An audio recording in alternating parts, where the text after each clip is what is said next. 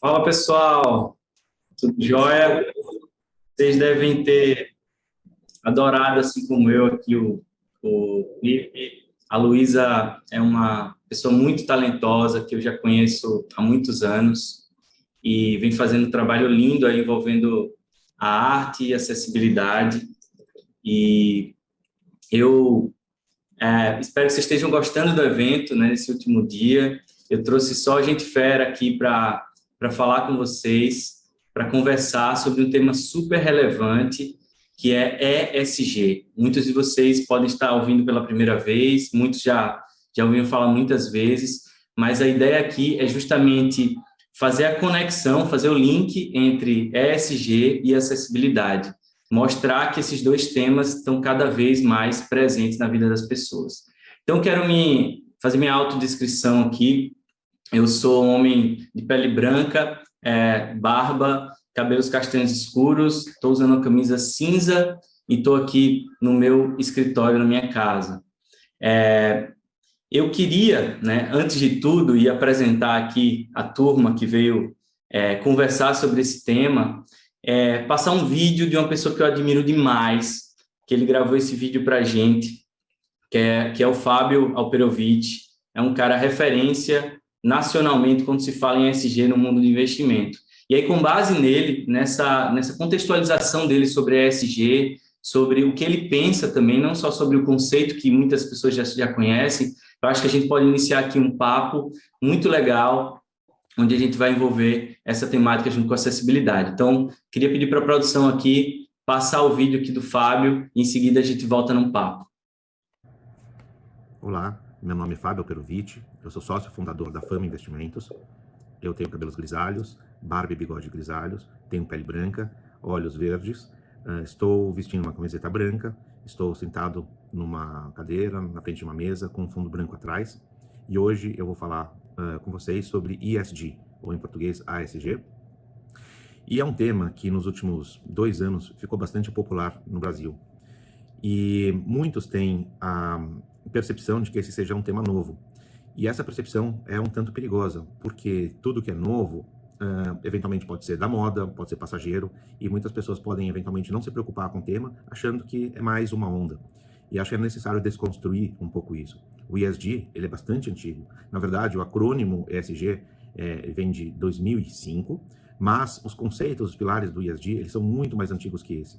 E remontam aí, em muitos casos, séculos, e no mínimo existem fundos que aplicam os conceitos do ESG há muitas décadas mesmo. O meu próprio fundo, que eu administro, pratica o ESG desde 1993. Então, a gente precisa desconstruir um pouco a noção de ESG.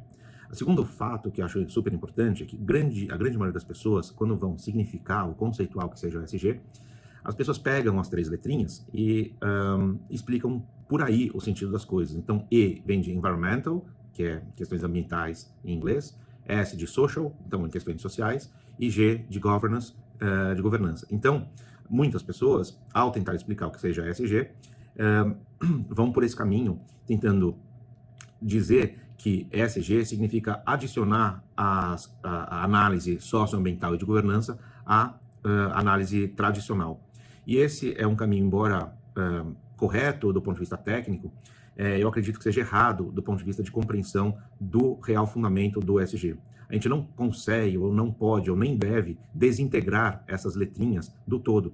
Então, ESG ou ESG, na minha abordagem, significa entender que as questões socioambientais e de governança estão incorporadas na cultura corporativa de uma empresa, estão incorporadas nos processos decisórios de uma empresa.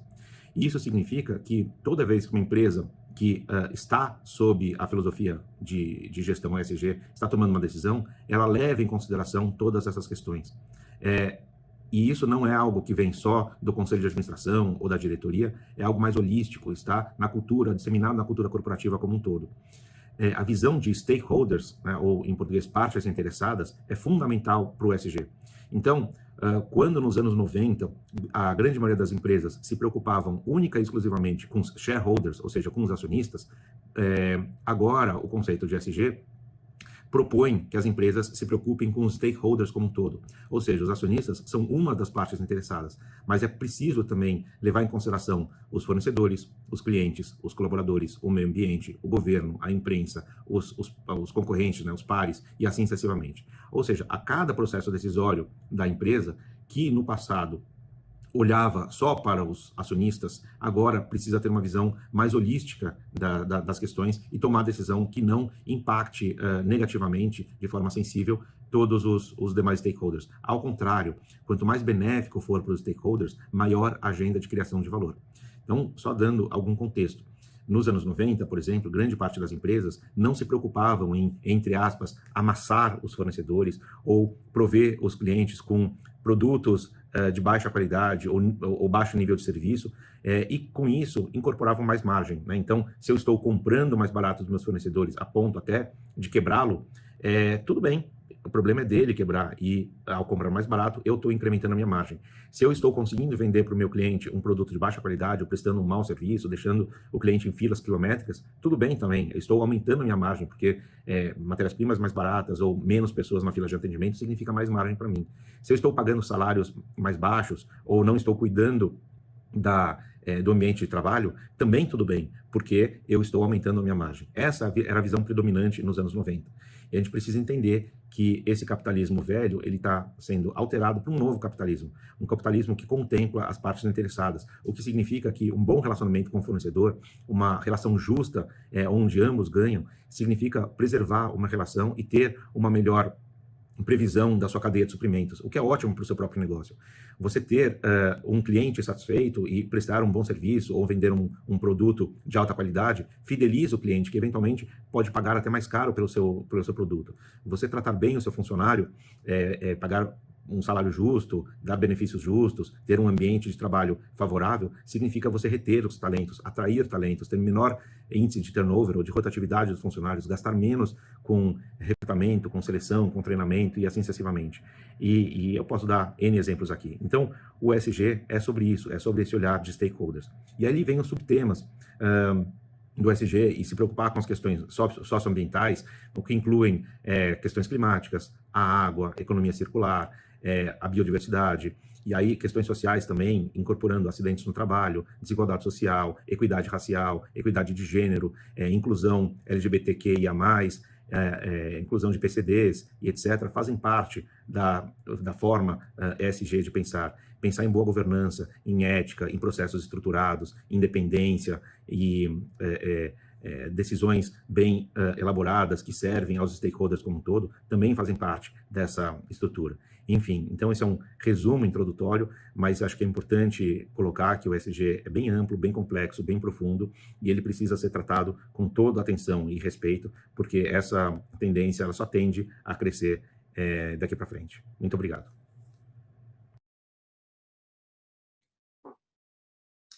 Bom, então, com essa fala do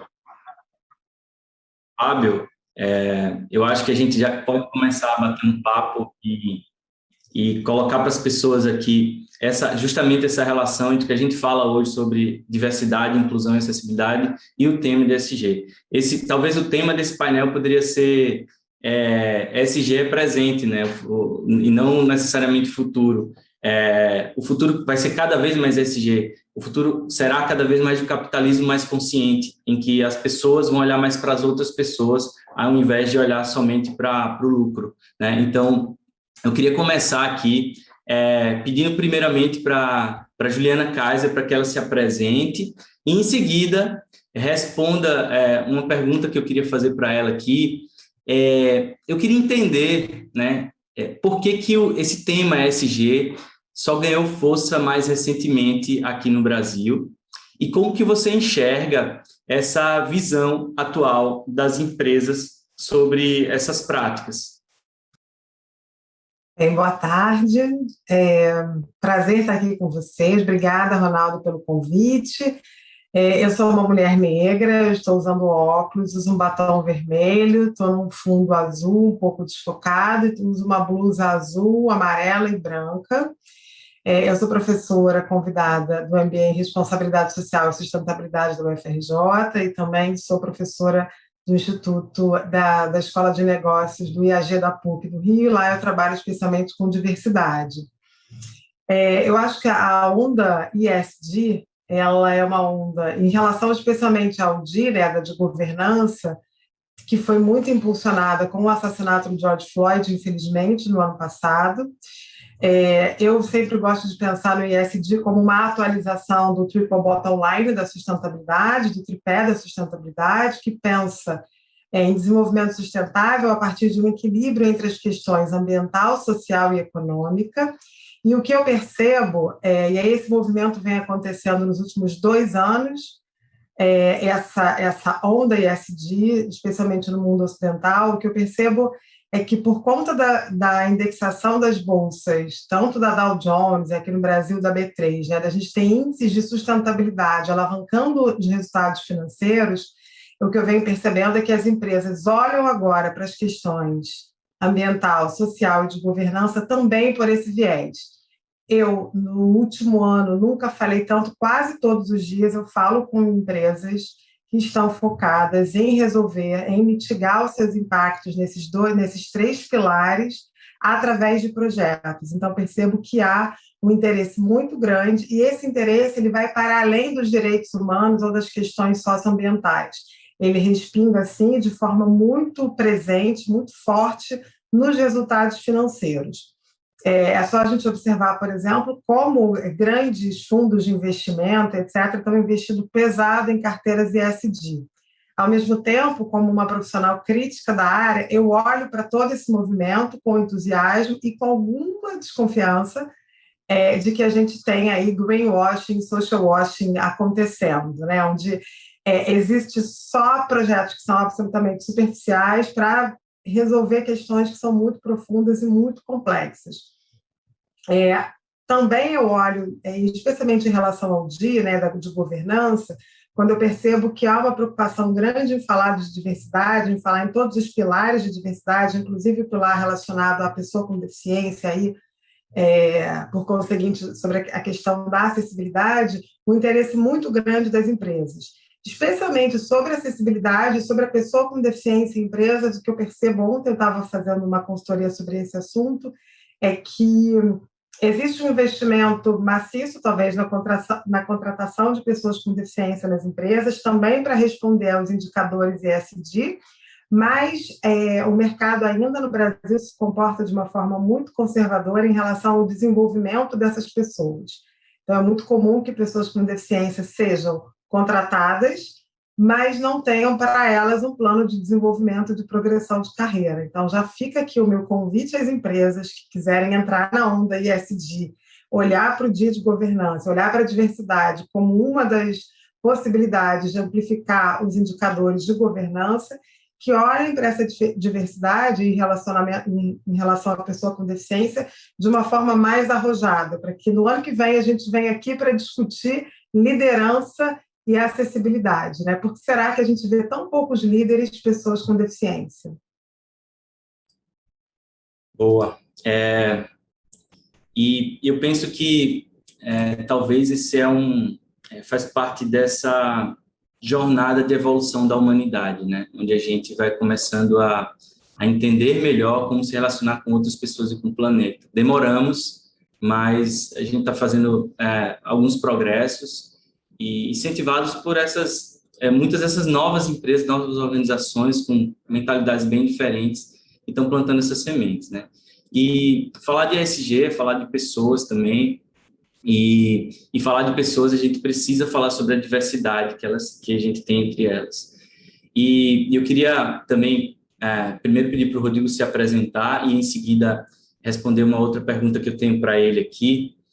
Rodrigo Mendes é um cara que eu acompanho também o trabalho dele há muito tempo, já admiro demais o Instituto. A gente tem também o próprio plugin da Rentalk lá no site deles, levando mais acessibilidade.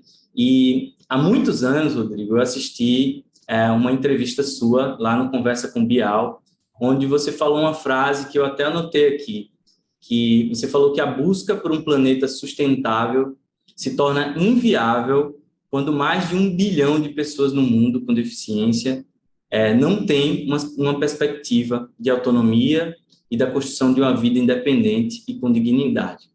Então, eu queria entender, né, acho que essa entrevista já faz uns 4 anos, como é que você visualiza a evolução dessa perspectiva ao longo desses últimos anos?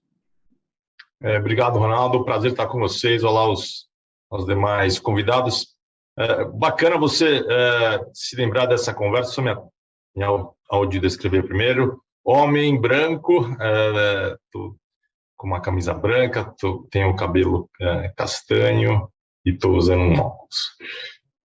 Eu continuo acreditando muito nisso, Ronaldo. Eu acho que a busca, né, por essa eliminação de um contexto de profunda desigualdade que ainda é enfrentada por esse segmento da população, deveria ser alimentada não só por questões éticas e morais, mas também por essa constatação, né, de que se trata acho que de um componente da construção de uma sociedade sustentável. Então, muito difícil pensar em equidade enquanto tanta gente não usufruir pelo menos aí da possibilidade de conquistar independência, de viver com dignidade. Pensando nos últimos anos, né, será que a gente está indo num bom caminho no Brasil? Eu diria que não. Pelo contrário, a gente tem sido constantemente agredido aí recentemente por uma contínua violação de direitos, mas eu vou tentar pegar um horizonte um pouco mais ampliado para falar de ganhos, né, e não só dos desafios. No campo da educação, que é onde eu atuo mais diretamente, se a gente olhar nos últimos 5 anos, né, pela primeira vez no Brasil, a gente teve uma marca de 90% dos alunos com deficiência que estavam matriculados na educação básica frequentando escolas inclusivas, escolas onde eles convivem com os demais colegas, e esse é um número extremamente avançado, até mesmo para contextos internacionais. E também tem um outro ganho importante, né? Tem uma pesquisa que indica que hoje mais de 80% da comunidade escolar já enxerga que o modelo inclusivo de escola é a melhor solução para esse público e que também gera benefícios para os demais alunos. Falando agora sobre desafios, né? A gente ainda tem um grande problema de acesso, ou seja, muita gente com deficiência está fora do sistema educacional. Se a gente tivesse mesmo, né, escolas integralmente inclusivas, seria de se esperar que algo em torno de 15% do total das matrículas fosse ocupado por esses alunos, e hoje a representatividade no ensino fundamental é de 3%, né, que é o melhor cenário, e isso depois vai se afunilando até chegar em 0,5% no ensino superior. Quer dizer, para mudar, né, esse histórico, a gente precisa melhorar também esses números e garantir que as pessoas acessem e permaneçam na escola. Além disso, aquela mesma pesquisa que falava sobre uma nova percepção do benefício da escola inclusiva aponta também que cerca de 70% dos professores no Brasil ainda se sentem inseguros com a baixa capacitação sobre como atender a esses alunos nas salas de aula comuns. Então, resumindo, é como se os professores já tivessem com um pé numa nova canoa, né, nessa canoa da Escola para Todos, e um outro pé ainda numa canoa antiga, né, pela falta de conhecimento para esse novo que gera insegurança. E o nosso papel, né, como organização da sociedade civil, como membro aí de um conjunto de organizações que atuam nessa temática, é apoiar os professores para que eles abandonem essa canoa antiga e prosperem numa canoa muito mais interessante, que é uma escola onde todo mundo tem espaço. Só para fechar aqui, no campo da empregabilidade, né, eu concordo com a Juliana, eu acompanhei de perto uma pesquisa, né, há 2 anos, feita sobre qual é o cenário atual da participação das pessoas com deficiência no mercado de trabalho, e essa pesquisa revelou que as empresas avançaram bastante no sentido de pensar sobre isso, mas, em geral, estagnaram eu diria, numa abordagem voltada exclusivamente ao cumprimento das cotas, né? Enfim, são raros os casos em que a gente, de fato, observa uma aposta genuína, um investimento para que a pessoa tenha perspectivas de crescimento na carreira. E se as empresas se limitarem, né, a simplesmente cumprir essa imposição legal que é a cota e não investirem no potencial do profissional, a gente vai estar correndo risco de pôr todo esse esforço a perder, inclusive de reforçar a exclusão. Então, temos boas e más notícias e a gente está aqui, inclusive, para seguir avançando. Eu acho que esse é o nosso papel, né? Também fazer com que as pessoas se contaminem positivamente ali e fazer a sua parte, né, para mudar esse cenário. Eu quero aproveitar também aqui para chamar a Si para a conversa, Simone Freire, que é grande parceira aí de luta aí pela causa e já fez muita coisa junto, parceira de live também, né? E eu queria, já que a gente contextualizou um pouco mais sobre o tema mais macro ali, ESG, entramos na diversidade, eu queria entender como é que está esse ambiente web para pessoas com deficiência, com relação à acessibilidade, como é que está o cenário das empresas, como é que elas estão enxergando isso, né? E a Simone fez algumas pesquisas também, tem alguns números para poder compartilhar com a gente aqui. Eu queria que assim se apresentasse e respondesse isso aqui para a gente. Legal. Bom, boa tarde a todo mundo. Super obrigada, Rô, aí pelo convite, parceirão mesmo. Rô Mendes, Juliana, demais estar aqui com vocês. Vou fazer minha autodescrição. Eu sou uma mulher de pele branca, ela está bronzeadinha no momento, passei uns dias pegando um solzinho no Rio, tenho os meus cabelos castanhos, compridos, estão soltos, uso um óculos de armação arredondada com hastes pretas, estou vestindo a camiseta, o meu uniforme do Movimento Web para Todos, uma jaquetinha, está frio aqui em São Paulo, e atrás de mim tem uma parede com um papel de parede com os losangos aí meio acinzentados. Então, puxa, eu vou pegar carona no que o Rodrigo trouxe das boas e más notícias, né? Adoraria trazer só notícias maravilhosas, mas realmente essa questão de como a gente está hoje, né, preparado aí com a nossa web brasileira para receber a visitação, né, bem lá, pegando gancho até com o que o Fábio trouxe no vídeo dele, né, da gente ter aí um ambiente que realmente seja mais democrático, né, que o consumidor faça parte de tudo isso que a gente está vivendo, com respeito, com ética, enfim. Isso não está acontecendo na web brasileira quando a gente está falando de pessoas com deficiências mais severas. Né? A gente produz vários estudos no Movimento Web para Todos, a gente acaba de lançar, né, foi agora em julho, nosso 7º estudo, a 3ª edição, na verdade, de um estudo focado na acessibilidade de sites aqui da web brasileira, e o nosso 7º estudo de uma maneira geral. E esse estudo ele também foi feito no ano passado, nessa mesma época, e foi muito interessante, porque a gente estava muito ansioso para saber, né, com toda essa pandemia, o que a gente ia encontrar de evolução, já que toda a nossa sociedade acabou migrando aí para o digital, principalmente as empresas, as marcas, né, porque a gente estava no isolamento. E, para nossa surpresa, a evolução foi muito pequena.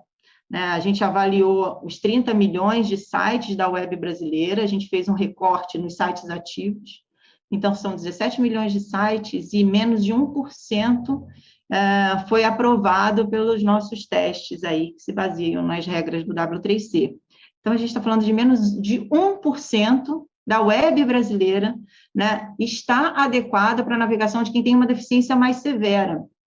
E aí, se a gente for ligar isso, né, tudo que a gente está comentando, né, tudo que a Juliana já trouxe, que o Rodrigo, né, também falou na questão da educação, como é que a gente vai ter uma sociedade realmente que seja justa, inclusiva, quando esses direitos básicos de qualquer pessoa, né, de exercer ali o seu dia a dia no digital, que seja estudar, fazer uma compra, agendar uma consulta médica, né, isso é inviabilizado porque, basicamente, empresas, organizações, o próprio governo não está levando a sério a questão da acessibilidade digital, que está totalmente dentro aí, né, desse conceito do pilar do S, né, do ESG, que a gente está falando bastante. Então, até trazendo uns dados mais específicos, né, você comentou como que as empresas estão. Por incrível que pareça, no corte desse estudo, as empresas foram, não é por incrível que pareça, as empresas foram as que mais investiram na acessibilidade, né? Então, óbvio, né? Aí, claro, tem aí toda a preocupação delas em marca, em poder realizar uma venda online, né? Poder trazer uma informação nova sobre o seu serviço, seu produto pelo digital, mas ainda assim, menos de 6% dos sites das empresas, né, que têm um site corporativo estão acessíveis para pessoas com deficiência. Olha, né, o universo que a gente está falando, a falta de visão, né, dessas empresas. Eu acho que não vou nem falar muito sobre isso, que eu vou dar spoiler para a próxima, né, para o próximo papo que a gente vai trazer mais para frente, mas em relação às escolas, as escolas também, todos os endereços .edu, que são os que caracterizam, né, instituições de ensino, eu estou com os dados aqui, menos de 4,68% dos sites dessas instituições de ensino estão preparados para a navegação de uma pessoa com deficiência severa. Então, como é que a gente vai praticar, né, levar, né, o pilar S dentro de uma sociedade contemporânea que é totalmente digital, se a gente tem toda essa população realmente está de fora dessa comunicação online? Então, é um cenário bem... A boa notícia teve evolução? Teve. Pontos percentuais, 0,2, 0,1.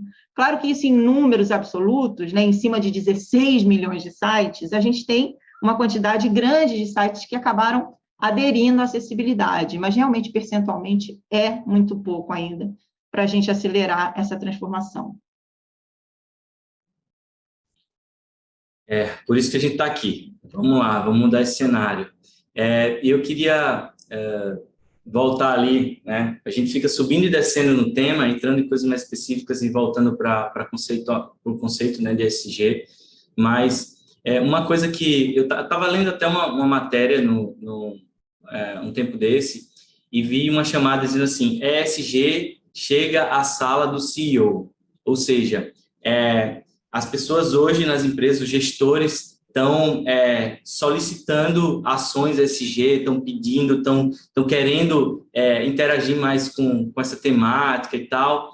E eu queria entender, assim, da Juliana, o que é que ela pensa sobre essas questões entre marketing, né, algo, em tese, um marketing mais vazio, na verdade, sem muita ação e mais campanhas, né, e essa mudança de dentro para fora mesmo, né? O que é que você vem percebendo com relação à essência dos gestores com relação a essas práticas, e não somente essa questão de dizer que estou próximo dessa causa, dizer que sou mais diverso, dizer que sou mais acessível, e fazer disso uma forma apenas de valorizar a empresa dele e vender mais, e não necessariamente também de criar um mundo melhor ali e a empresa dele como parte desse todo. Como é que você olha isso, Ju?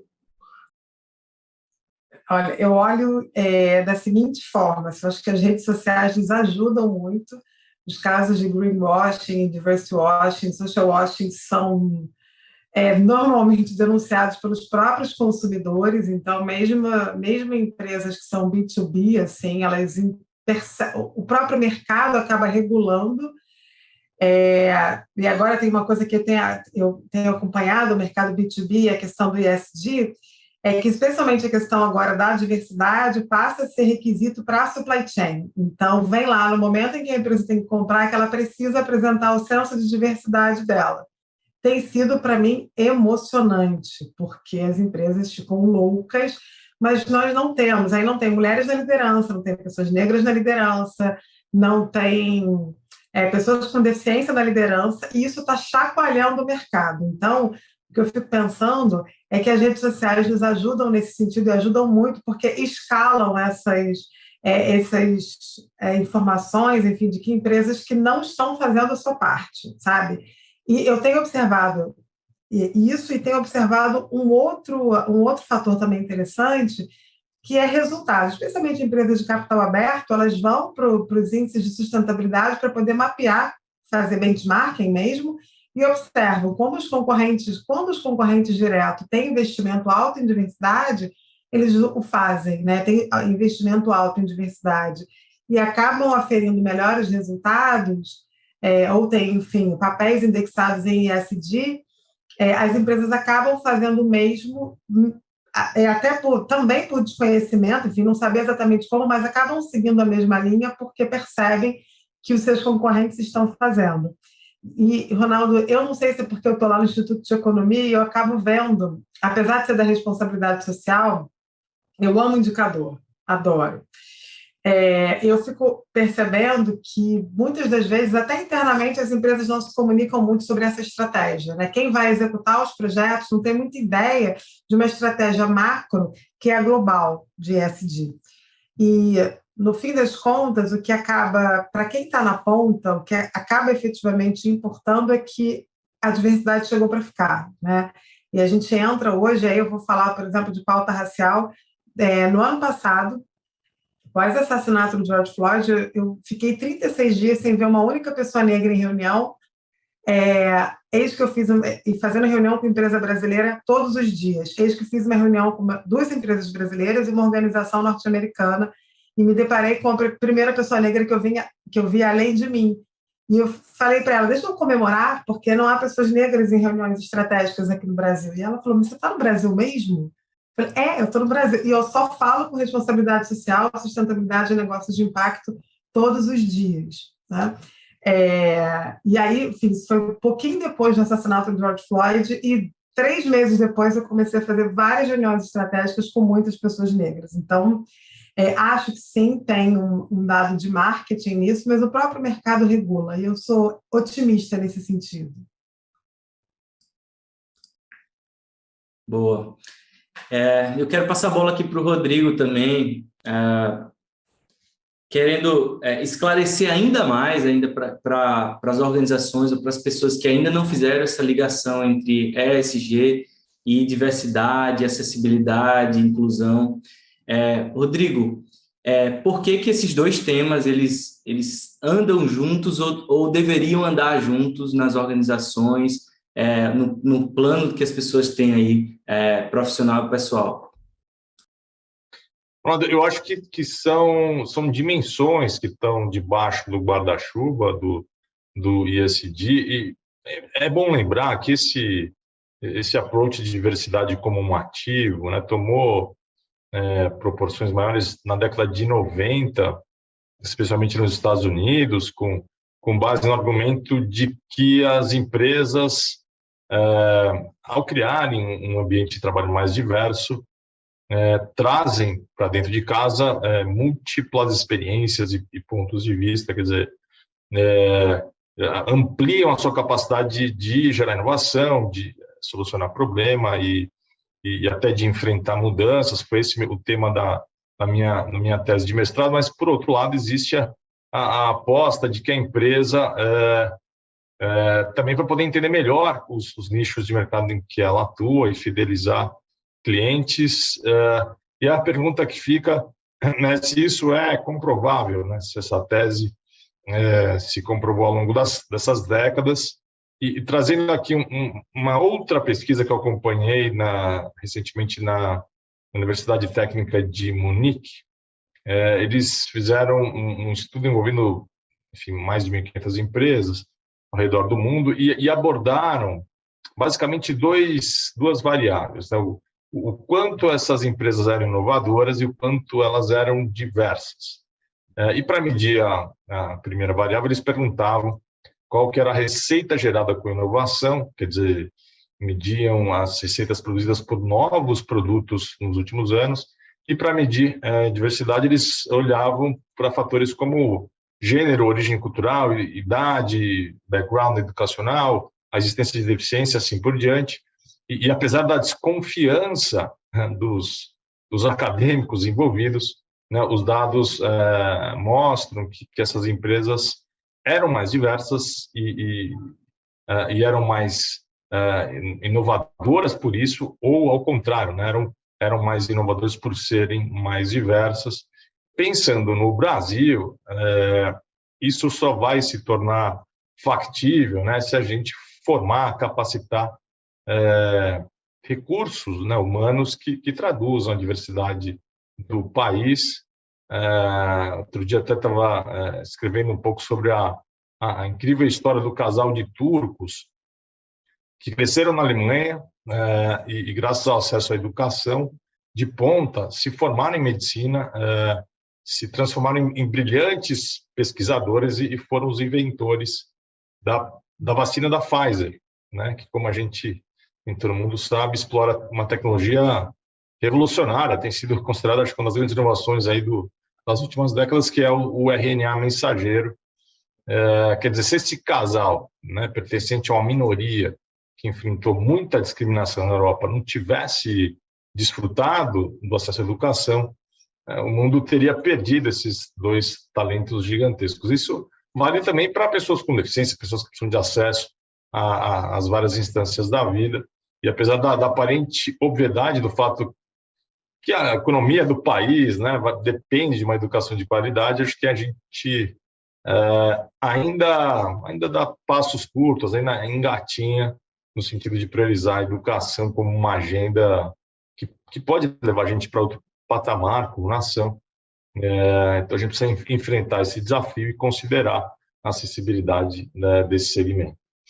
Pô, e quando a gente entra, justamente, vamos voltar aqui para a questão da acessibilidade digital com a Simone, quando a gente começa a investigar, né, os motivos pelos quais as organizações elas começam a criar iniciativas para serem mais acessíveis, muitas vezes a gente se depara com aquela questão de que a acessibilidade é um item adicional, né, é um item extra, em que as pessoas pensam ali no final das contas.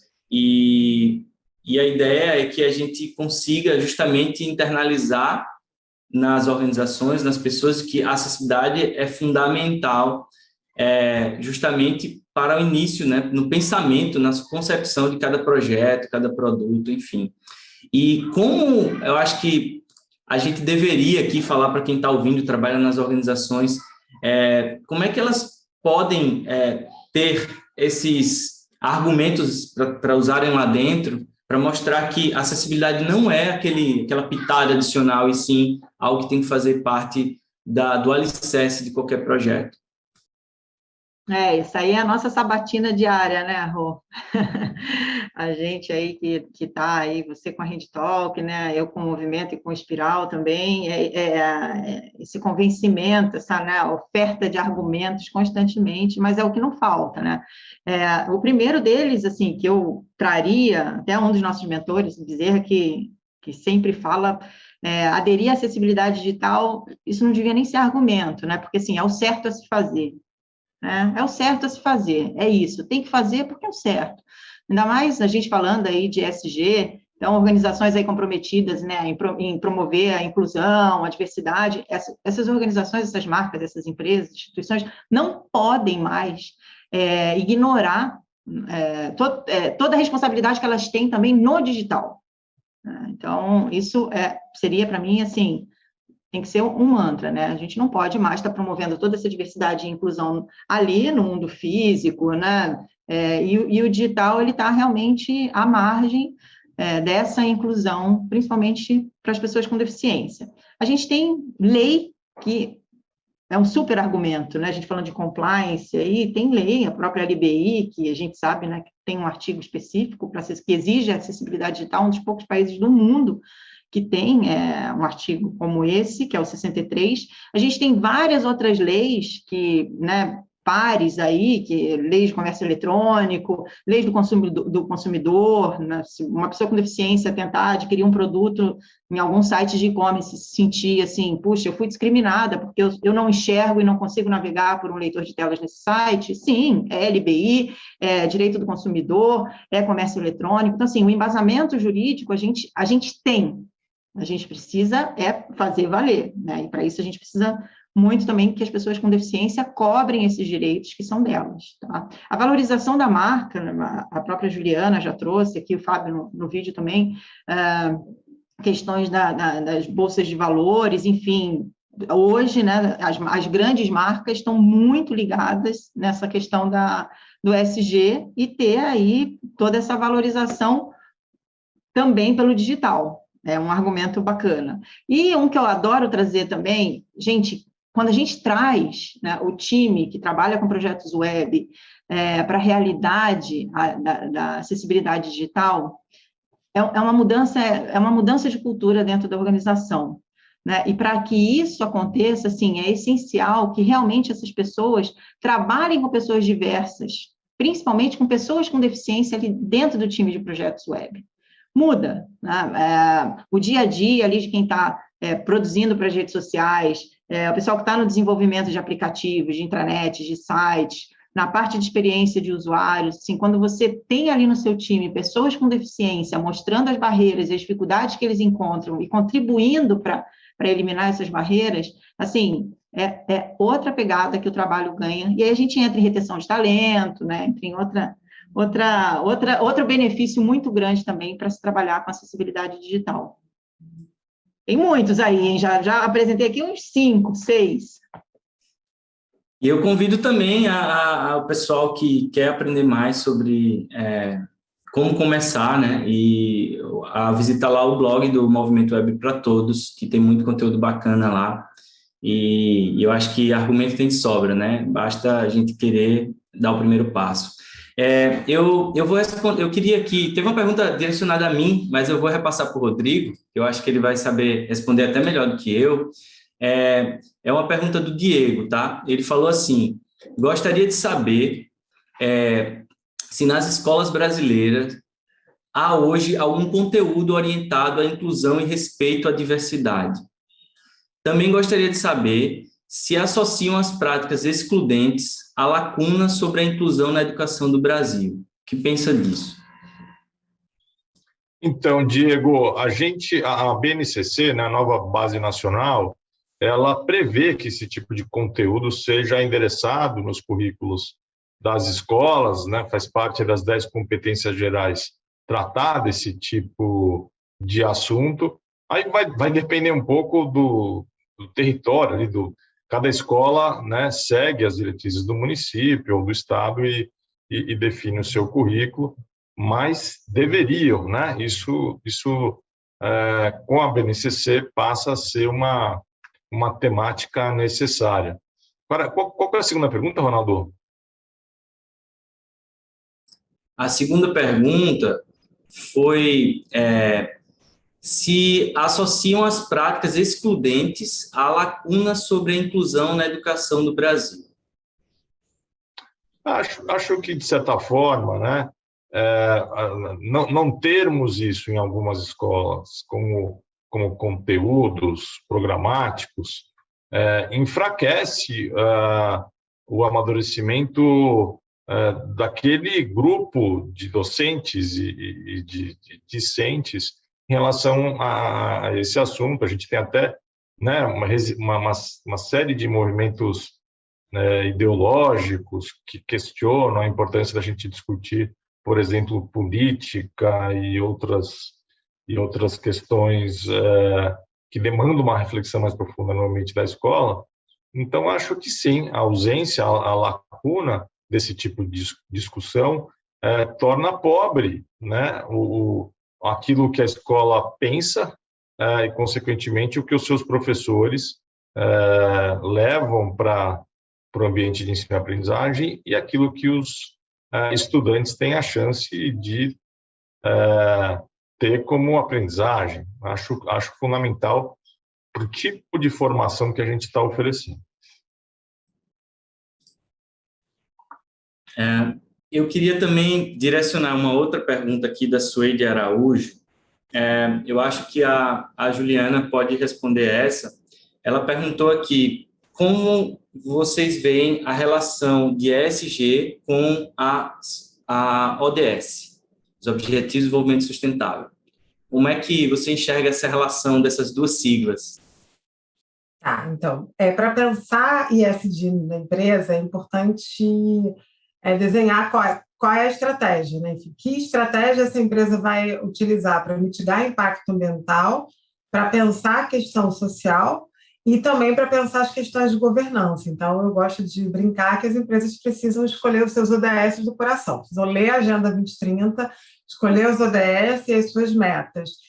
Acho ousado empresas que escolhem e publicam nos seus sites mais de 4 ODS que balizam a sua política de responsabilidade socioambiental.